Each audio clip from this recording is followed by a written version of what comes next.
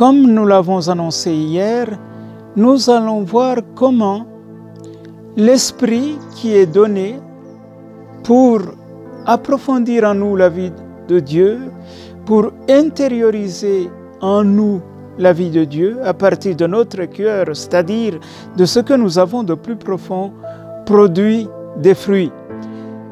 Et le texte de référence, c'est l'épître de Saint Paul aux Galates, chapitre 5, versets 22 et 23.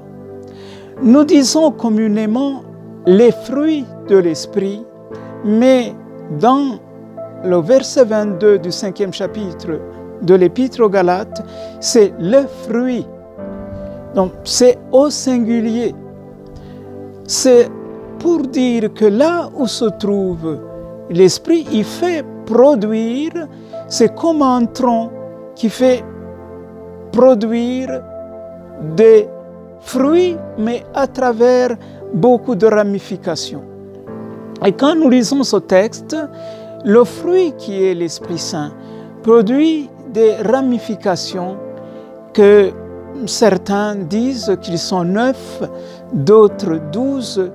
C'est pour dire, c'est un chiffre selon l'énumération de l'Épître aux Galates, mais en soi, c'est toute cette multiplicité d'aspects qui provient de la fécondité de l'Esprit. Ce qui est important, que je voudrais que nous soulignions dans cette introduction, c'est que ces ramifications couvrent les 3 aspects de relation de la personne humaine. D'abord, ce sont des ramifications qui couvrent la relation de l'homme avec Dieu. Il est dit que le fruit de l'Esprit est la charité, la joie, la paix. Cette première constellation nous montre que celui qui est enraciné en Dieu, le Dieu qui est amour, ne peut être que amour, ne peut manifester cette présence de Dieu en lui que en produisant des œuvres d'amour. Donc, il se manifeste par l'amour parce que Dieu est amour. Et quand nous disons Dieu est amour dans la Sainte Trinité, celui à qui est approprié l'amour, c'est le Saint-Esprit. Comme c'est à lui qu'est appropriée la volonté, alors que le Fils, au Fils, sera approprié l'intelligence, la sagesse. Et donc, le fruit de l'amour, parce que qui est enraciné en Dieu ne peut produire que des fruits d'amour. Et puis, le fruit de la joie, c'est un plaisir de voir que les papes récents mettent en relation la joie et la vie chrétienne. Il suffit pour cela de nous rappeler que le pape Jean XXIII, pour convoquer et ouvrir le Concile Vatican II en 1958, a commencé par « Elle est joyeuse, la Mère Église ».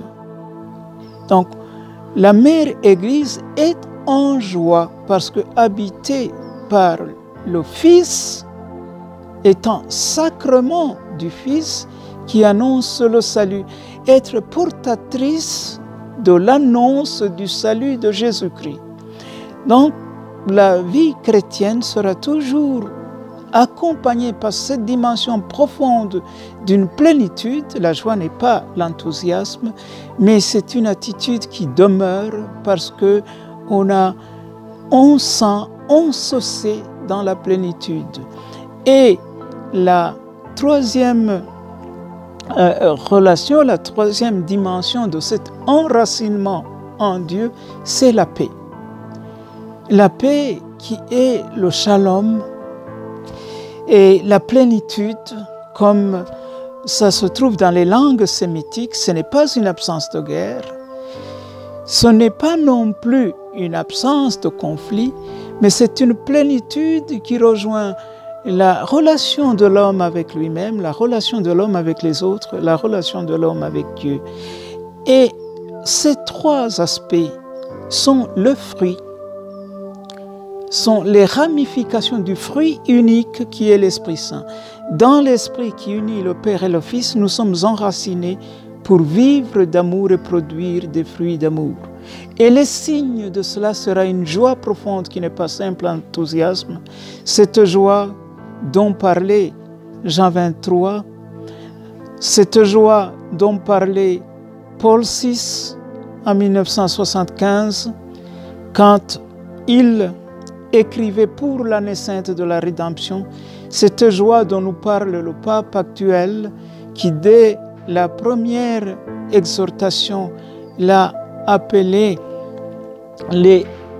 la joie de l'évangile, Evangelii Gaudium, qui parle de la joie de la vérité quand il parle des universités, qui parle de la joie de l'amour quand il parle des époux chrétiens, qui parle de la joie qui caractérise, qui provient de la tendresse de Dieu que nous sentons en nous, et la dimension de la paix. Donc, c'est cette trilogie des branches qui s'enracinent, qui sortent du même tronc d'une vie chrétienne animée par l'Esprit. Nous allons après parler des deux autres séries de relations qui sont la relation avec les autres et la relation avec soi-même.